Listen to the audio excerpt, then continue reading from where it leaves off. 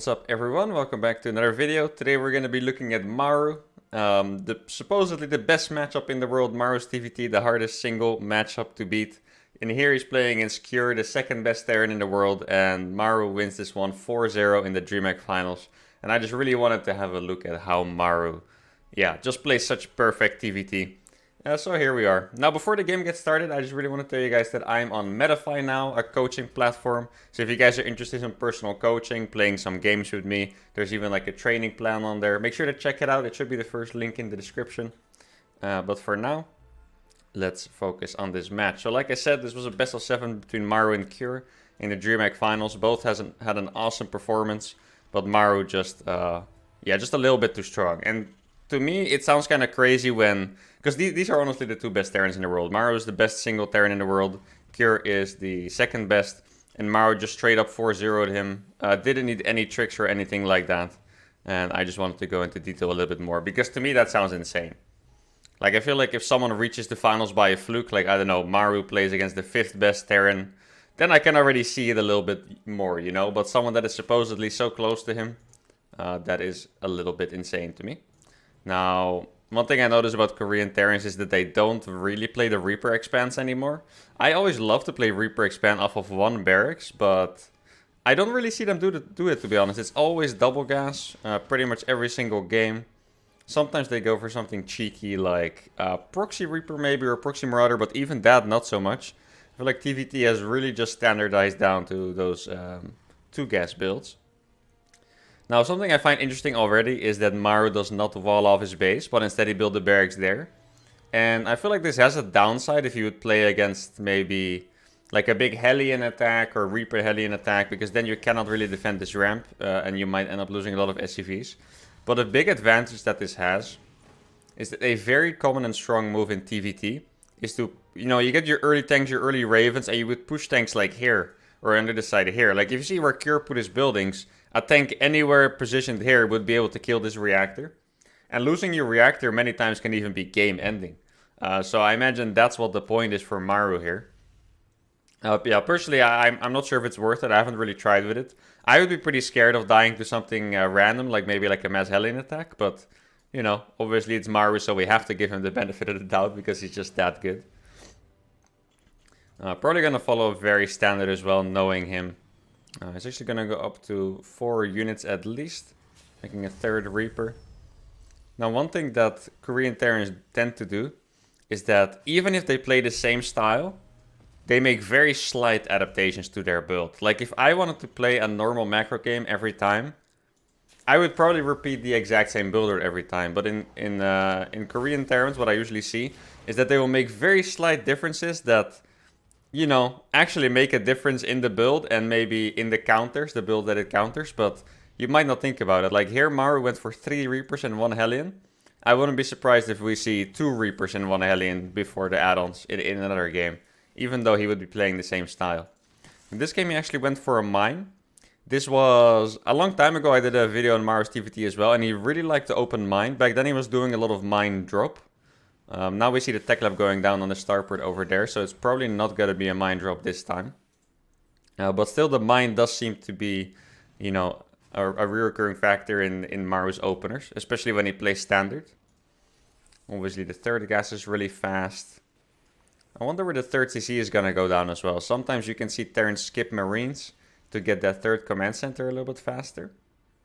Like, I'm really just zooming in on the early game details right now. In the early game, sometimes there's a lot happening. Now Maru is playing super safe, so I don't really think anything is going to happen. So I just really want to zoom into the details.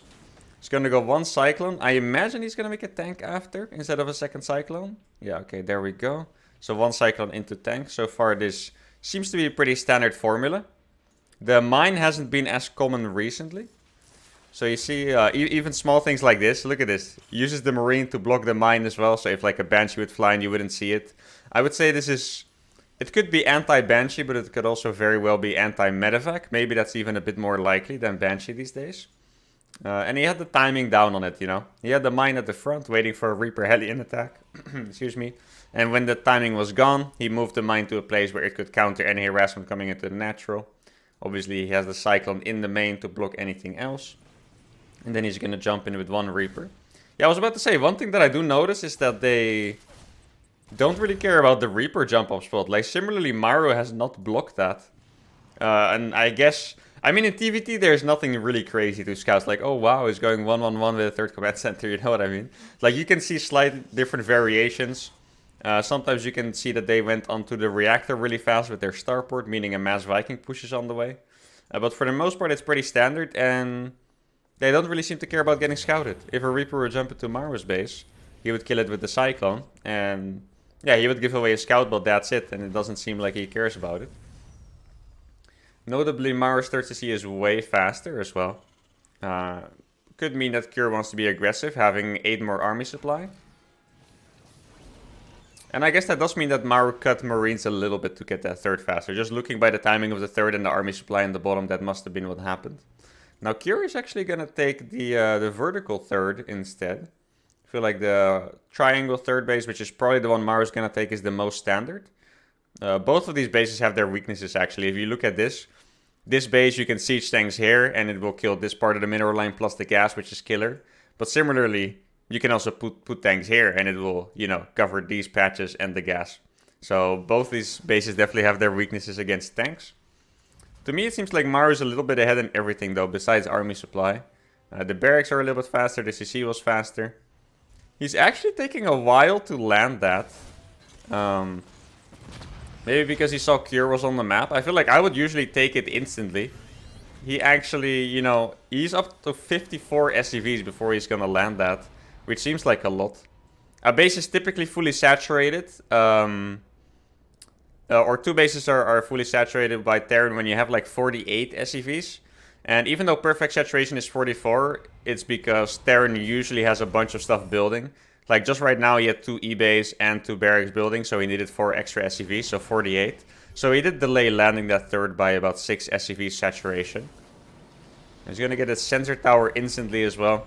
This is a very important thing about TvT, by the way. I always tell my students as well. You need to have the map vision to cover the other paths. Like, you need to know if Cure's army is about to enter here or not.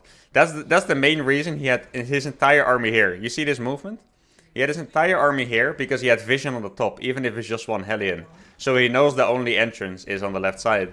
Then he lost the Hellion, and he instantly unsieged and started being a bit more mobile with his army. Because he needed to take care of the other path as well now.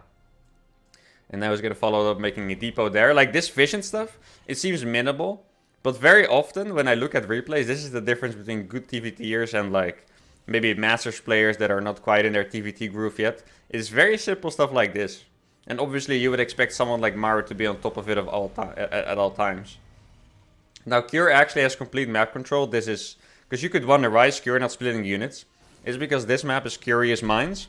And you have 2 insane watchtowers that see basically the entire map. You need to like drop all the way around the map to get past that. And you need to sneak by in this little area if you want to get past it as well. So Cure, because he has the map control, he doesn't really need to split units. If anything, yeah, exactly what I was going to say. He could have some vision on the corners of the map. He could put 1 Marine here and 1 Marine here, and he would actually see everything. Now you see they both respect each other a lot because they're not really, especially, I mean, Cure is moving out on the map, but he's like, I probably can't break Maru, so they're both going for a very fast macro in transition. 4CC on the way for both. Cure is building it out in the open because he knows Maru is probably not going to attack him. Maru playing it a little bit more defensively. And Maru made 8 Vikings and then 2 medevacs. These kind of stuff, it seems random, but I always wonder, like, because the Viking count is so important. Having air control is so important.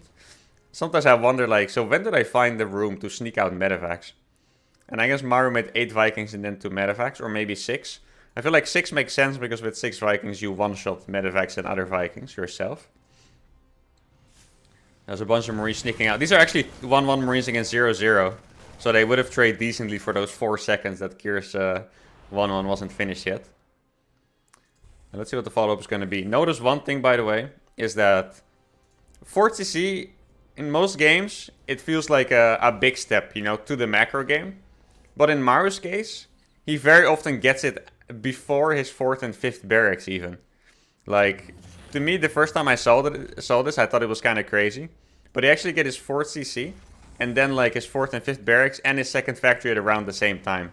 Like Maru actually doesn't need that many Marines. I mean, to be fair, he also doesn't really lose them because he sits back a lot in these TvTs.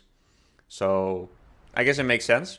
Maybe if he would lose more Marines, he would actually make those barracks a little bit faster. Like maybe if his opponent is being super aggressive. But for the most part, he really tends to stick to this, this formula he has. You see, always making another sensor tower right away at the new bases. Always it would be very rare. Like in these games, if you ever watch a TvT of Maru, it's very rare to catch him out of position. I can tell you that. Now let's see if he's already starting with the follow-up. Because the next big step for Maru is always going to be the Ravens. Maru's TvT is so much about the Raven Viking. And I would love to see when he's actually going to throw those down. So far he's content making double tank, double Viking. This is a nice counter-attack on Maru. Cure obviously prepared for this. Doesn't quite have a tank in the bottom though, so he's going to have to lift this for a bit. Don't think he's going to lose that command center though. Cure just needs to repair and seize another tank basically. And in the end, really efficient here by Maru. Or maybe not efficient, but killing the SCV and lifting it off, killing one tank is just a really good move. Because those Marines, they are pretty expendable. If you look at the base, there's 5 reactors on those barracks, 10 Marines at a time. Losing 20 Marines is not the biggest deal. Unless you're about to die, of course. Talking about this very specific situation. Now, one thing I do want to touch on real quick is that you could wonder, how does he have 5 reactors if he needs stim and combat shield? So, the best way to start your 2nd factory is to finish combat shield and then lift the barracks to make a reactor and put your 2nd factory on the tech lab. Like, I think this was the barracks tech lab that made stim and combat shield. Let me just see what's going on here. One of Maru's biggest strengths in TvT is definitely his patience. I feel like a lot of people would not be willing to just give up bases as easily, but he has a really good understanding and vision of when something is pointless, like when you're just going to trade too poorly, and he will always just retreat. And he will just wait for Cure to move. If Cure stayed here, he wouldn't have tried to bust it. At least not until he had a ton of Ravens. When Maru gets a ton of Ravens out, that's when the strength starts. Like you can already see the upgrading production, the Corvid reactor, which makes your Ravens spawn with more energy. Let's see, where did he... here he got 2 extra starports. There you go. And once he get those Ravens out, he's going to be able to pop down a lot of interference matrices on the tanks. Use anti-armor missiles on the Marines as well. And then, he's actually going to be willing to take fights. So far you can see the efficiency is pretty much exactly even. It's like a 2 Marines difference. So you can see how evenly matched those are so far. And Maru is going to have to make the difference in the late game here. Now, interestingly enough, Cure is actually making more Vikings rather than Ravens. He's making 3 Vikings at a time. Maybe he would even go for more at some point. Well, Maru seems more focused on just getting Ravens out. Cure's going to start a 2nd armory already. I feel like usually Maru is the first one to do that. I guess this time he actually does not have his 2nd armory ready. That's interesting. Now, what's crazy about this map in TvT especially is that this map is small. There's only 6 bases on each side, right? So they almost have every single base they can take. Like, it doesn't feel like they have too many bases, right? 5 each. But yet, there's just only a corner base on each side to take. And a lot of times those can make the difference. I do feel like for Maru's TvT, I wouldn't say this is the perfect map. But it's the perfect map once he gets settled. Like, this map definitely brings dangers to die early on to like a big timing attack or something because it's just small. But once he gets settled and he gets to his perfect efficiency, you can't be out-expanded. Like, you can't really be out-expanded on Curious Minds because there's just not that many bases. So everything it's going to be about is just efficiency. And that's where Maru is king. Now he adds 2 more starports as well as a armory. So he's going to go up to 5 starports. Note how many tanks he actually leaves behind. Let's look at his army composition, right? Look how few Marines he actually has. He has 28 Marines. Cure has even less. And they have 18 and 12 tanks. And I think Cure definitely missed this attack here. If you look at the minimap, you can see just how many sensor towers there are. Now Maru's stimming into this basically as a buffer for the tanks. Like, he didn't stim in there because he thought his Marines were going to win that. He stimmed in there to buffer for his tanks. They were probably going to battle Cure's tanks. But Cure did a really good job on the air control, made so many Vikings. And he actually surprisingly sieged in time. I was about to tell you guys Cure is massively out of position. But he wasn't. He was there, he sieged a lot of tanks at the right time. And he had the right amount of Vikings. Now here, I'm actually kind of surprised that Maru's staying here. Let's look at this from his POV, what he's doing. Because he's just looking at his tanks. He's like, oh crap, I have like 5 million tanks around. And I guess he's just not afraid of Vikings landing on his tanks. I feel like that's what most people would be afraid of here. That's 15 Vikings against like 7 siege tanks. Probably could have landed them. Would have lost most of them, but maybe it would have been a good trade. But I guess both really value their air control that much. Wait, did he just kill his own siege tank? I wasn't paying close attention for a second, but I saw something die by his own targeting. Now look at the map control these guys have, by the way. The amount of sensor towers is crazy. These kind of turrets... As you can see, Maru does also have a few random turrets here and there. And those are mostly to stop ravens, but also to stop like YOLO drops on the siege tanks. Like here, if you don't have this base on the bottom yet, you usually want to leave some tanks and then put some turrets so they can drop onto them, drag the fire, and then bust it, right? And later on, I feel like you're going to see it more and more that he's going to make more and more turrets as well. Whenever I see a really long game by Maru, that's kind of what tends to happen. The map is creeped up by turrets. He has the perfect control. And now you can look at the difference in production as well. Maru is making 4 ravens. Actually, Cure is maxed, so he can't produce any more ravens. I guess we're going to have to see in a little bit when they lose some more Marines. Because they still have 30 and 24 Marines. If they lose some more, we're really going to be able to see what unit composition Maru in particular goes for. Like, is he really going to go for 15 ravens, or does he have a formula where he stays at 10 or 12 ravens, and that's the perfect number? I guess we're going to have to wait and see. And now at this point, the map is pretty effectively split in half. And what's funny to note is that Cure was always attacking this game and Maru was sitting back. But ever since Maru got his composition, he is always the one attacking. Like, when he gets to the Raven, he's just so confident and he will just go for like any fight. Like, did you just see how he stimmed in there? To me, that looked kind of crazy. Like, Cure was sieged, there were units in position, the Vikings were there, and he literally just sieged from afar, dropped some matrices, and it works out.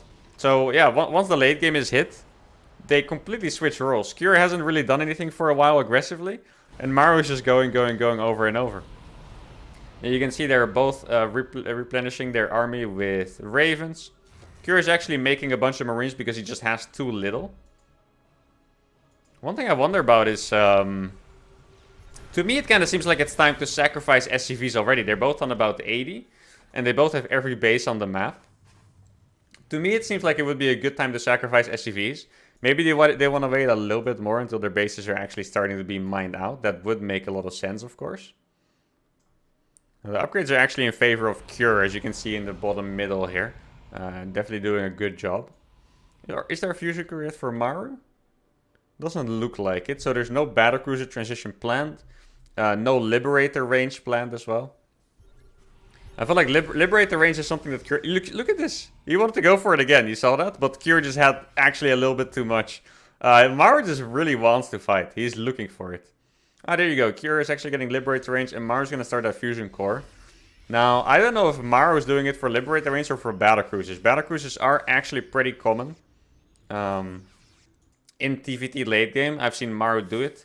I remember a pretty epic game between Maru and TY where they were both going for mass battlecruisers, and it's like BCs teleporting on top of each other and Raven spells and Vikings and all that.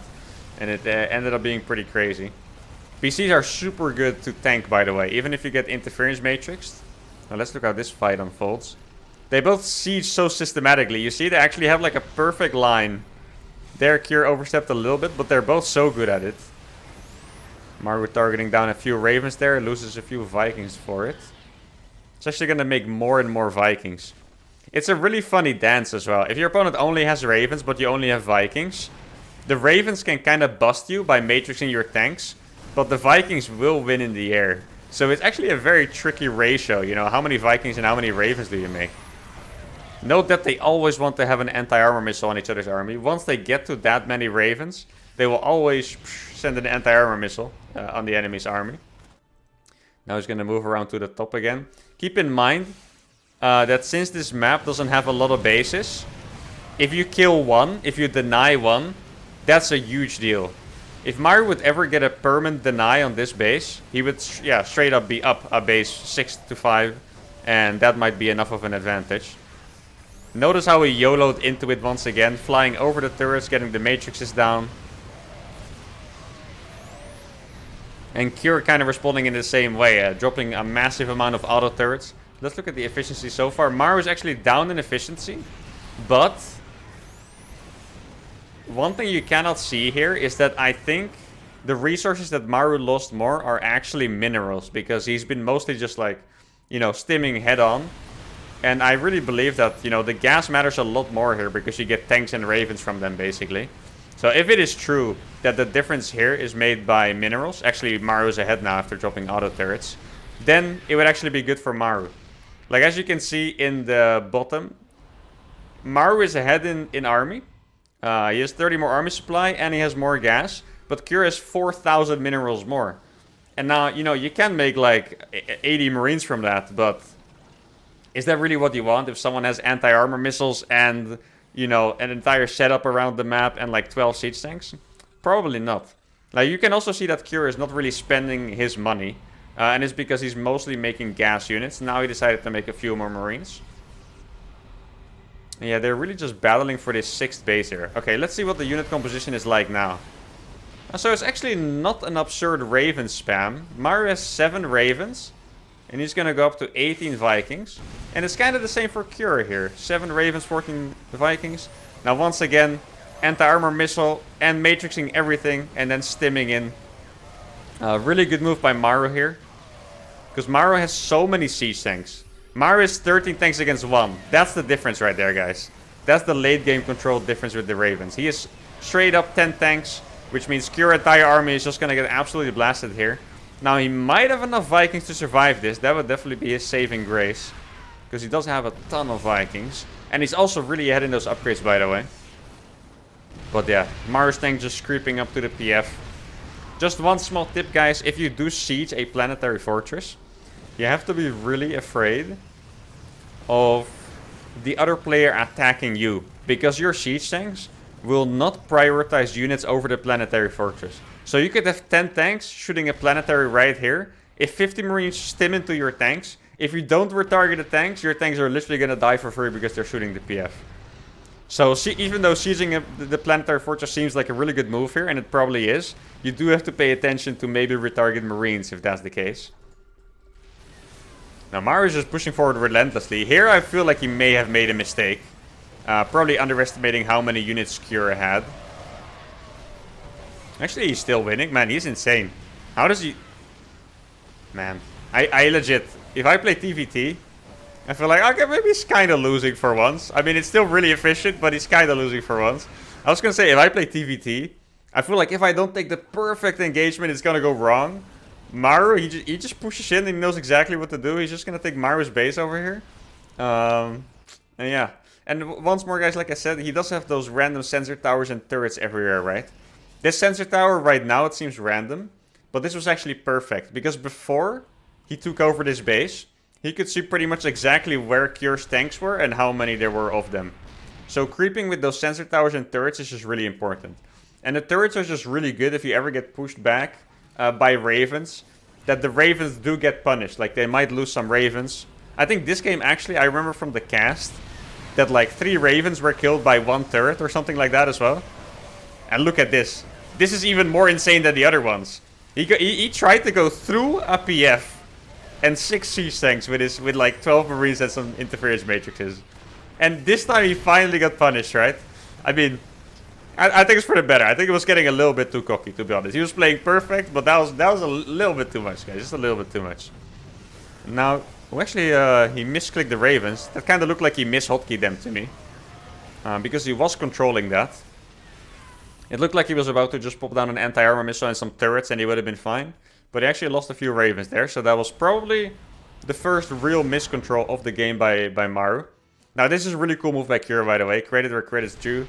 He forced all the anti-air back. And then he's going to use it to suicide bomb the tanks here. And he's probably actually going to break them. It doesn't look like the best fight ever by Cure though. But he is going to push through here. Barely. Or maybe not even. Honestly. Maru pulling back at the perfect time. He does still have one Raven, but it is not quite enough. Auto turrets, by the way, guys. If you have 20 of them against just 4 tanks, they're great. But in general, auto turrets are really bad against tanks. Like, they pretty much get one-tapped. And if you don't really spam them, yeah, they don't do a fantastic job. And even in the worst scenario there, where Maru really overstepped, to be honest, he still managed to pull back to his position and win it out. Let's see what the efficiency was at the end. Maru winning by about 4k in a TvT. That's insane. Now, I actually watched the entire series of this to know which replays to cast for you guys. And for the next 3 games, or for the next 2 games, Maru does the exact same build and wins in the same way. Like, this is just the ultimate formula. In game 4, however, he did a really cool tank drop build. So I'm going to check that one out for you guys. Alrighty, so this game is going to be on Berlingrad. Like I said, this is the 4th game of the series. The first 3 games went in the exact same manner. Maru played his safe mine opener, got to his Ravens, and he just didn't lose with his perfect late game control. It kind of seems like Maru cannot actually lose in those games. You know, we've seen it against so many Terrans. Very often he's so far behind as well, but still, he always comes out ahead. It's kind of hard to say what exactly makes the difference. Maybe he's just a little bit too perfect. I don't know, but it is incredible. But this game, he did another build, a really cool tank drop build. A strategy that he's actually done a lot in the past. I haven't seen him do it for a while. Could be for the mind games to bring it back in the perfect time. Like game 4 in the grand finals when you're up 3-0, right? But his execution of it was beautiful, so I really wanted to take a look at that. Now, once again, Maru going for the same barracks thingy, so it really seems like he's tired of having his production killed by tank pushes, and he doesn't... To me, this signals that he doesn't think it has like an effective counter, if that makes sense. Because I feel like if it did have an effective counter that you could, reliably do every time, you would probably prefer to actually have your stuff in the wall. It's a little bit closer to rally down. It's a little bit closer to rally to the ramp. Like, it has other advantages. Yeah, but this actually just tells me that he believes this is the best counter.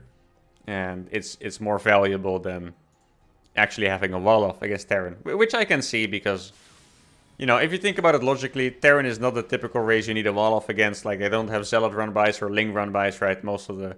Actually, every single Terran unit is ranged, right? Except for the Hellbat, I believe. So...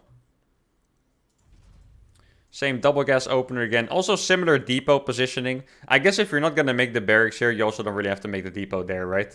In the last game, he also built the depot a little bit closer to the edge of the base, but it was also somewhat here. And what this depot does is it actually covers a little bit for a Hellion drop. If like a Hellion drop were to come into your main and unload here, you would actually have vision of it. So that's a small benefit that this has. Now for the SCV scout, by the way, for SCV scouting against Terran, you pretty much just want to see the build and then you want to get out. You never really want to sacrifice your SCV for a scout. You want to get in. You want to see if there's a factory on the way. You want to see if they made a full wall off and they're one basing, or if they're Reaper expanding and you get out. That's it. That's all you really have to do with an SCV scout against Terran. Now Maru's going to go for a second unit. Let's see if he goes for... there we go. Or well, no, this was actually the tank drop build, right? So this makes sense. With the tank drop build, you can't afford to go for 3 Reapers. You actually have to go for 2 only. So he goes 2 Reaper into the reactor, followed by the starport. I think it's funny that Cure does this 2 Reaper pressure. I wonder what he tries to achieve with this.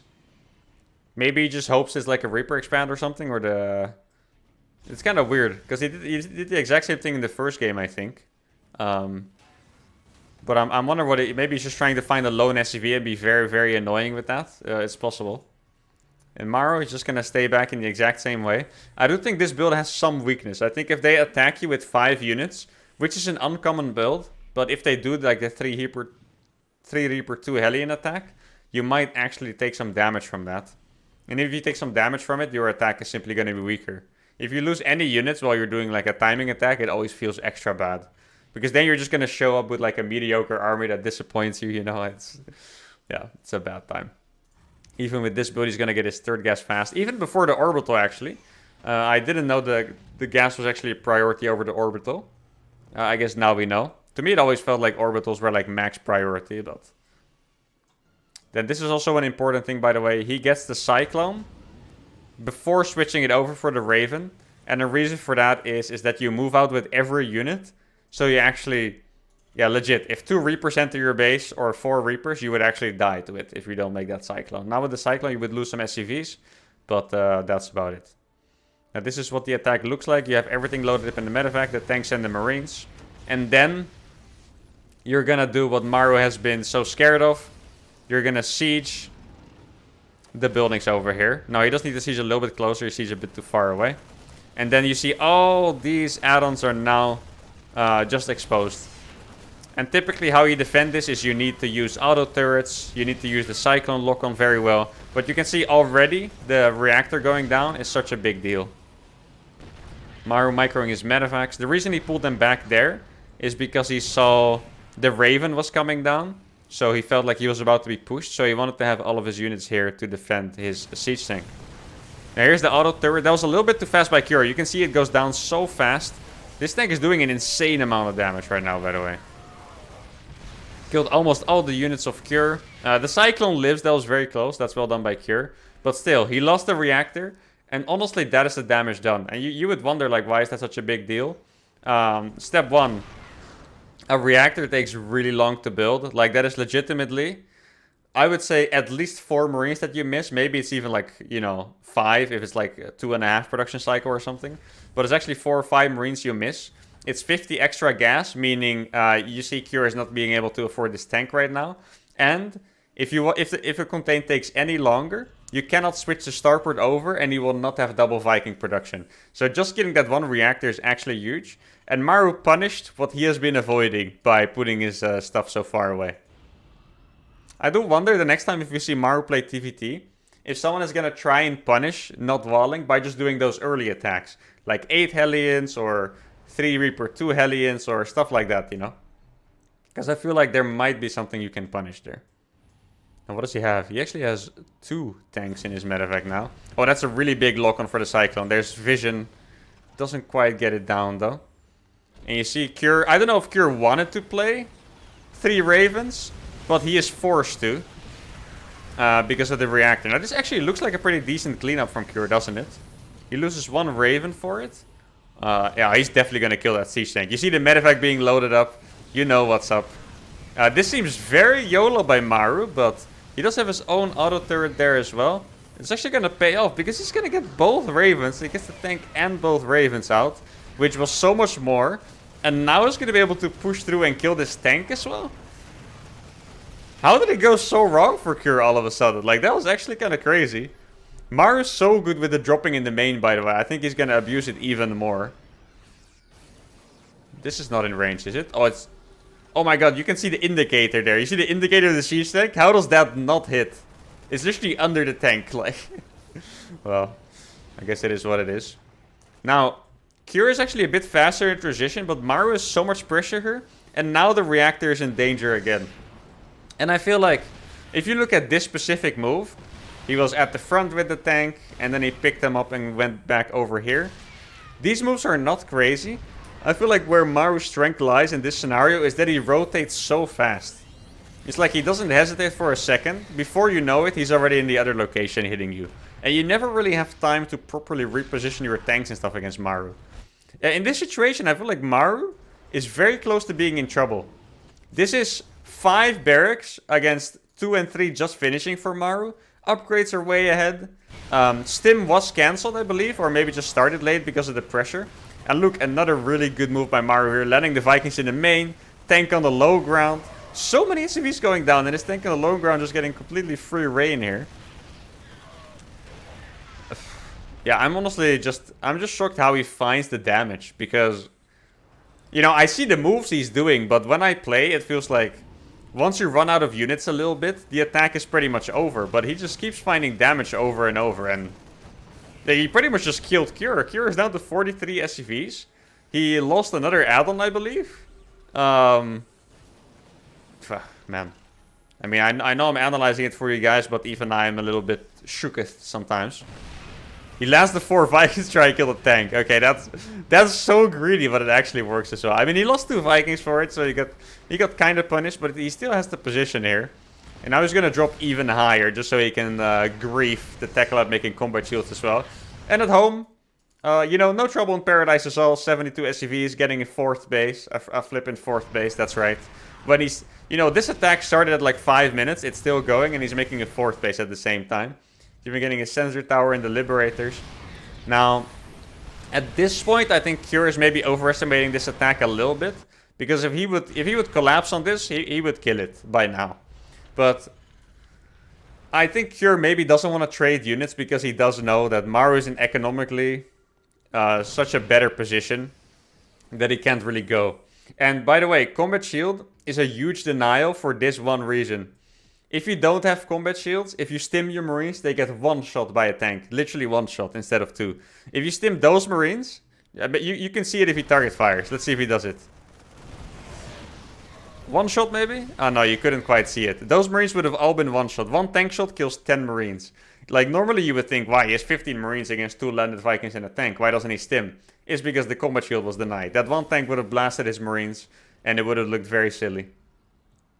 And at the same time, Maru he's doing the exact same formula as normal, just following it up. The 4th base is very early in there. The 4th and 5th barracks followed, and he's gonna lift that 2nd factory on that barracks tech lab, just like I said.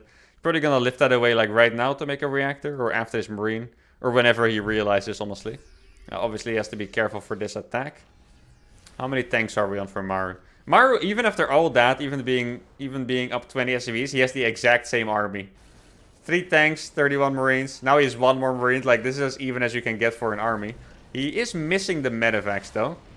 That's probably because he made a Liberator. I'm not even sure what happened to the Liberator, to be honest. I saw him make one.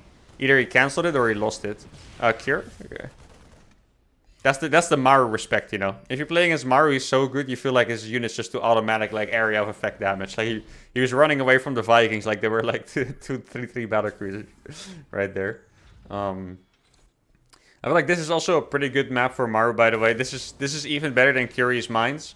Not for the late game, but I feel like early on, this is almost impossible to break. Like, look at the entrance to this 4th base. That's it. A few tanks here, the choke is covered, and this base is just safe. Straight up. Now, I think Cure... Yeah, he's going for it. He seems to be feeling a little bit desperate there. And it's only 3 undefended tanks. The PF has not done that. And Cure definitely did find a nice window for himself here. Maru is really far ahead though, so like just trading a bit like that doesn't quite cut it at the same time. Maru with a big run by, denying the base. This is a staple of Maru's gameplay, even though he's like super passive in the TvTs usually. He does always send out usually 2 medevacs, now it's just 1, but usually 2 medevacs with Marines. Because you just need some kind of counter pressure. And even if the opponent defends perfectly, just having a little bit of counter pressure, it makes the game so much harder for them. Like, this game is legit twice as hard to play for Cure, because there's some counter pressure. Else he could literally F2, move over the map, rotate back and forth, trying to find a weakness. But with this counter, he needs to stim units at home. As you can see, it results in his army standing still for a bit, because you can't literally do 2 things at the same time. And it makes the game so much harder. And Maru's setup... It's always so solid. Like, he has more tanks to back it up. He has 1 tank here. He's gonna siege this one. So Cure is gonna stim through. But there's just enough stuff for Maru always. Like, this is Cure's entire army. At the same time, he's getting absolutely ravaged over here. And yeah, you just have to applaud it, guys. Maru's TvT is so damn good. You know, people have said it. I think it too. I think Maru's TvT, beating Maru in TvT, might be the single hardest matchup to win in all of StarCraft. He is so solid. He has the builds. He has the mid game, the early game, the late game. He's just so good everywhere. And once again, I'll be trying to copy it and fail, but I'll try. And I hope you guys try as well.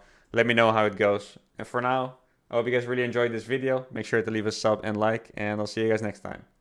Adios.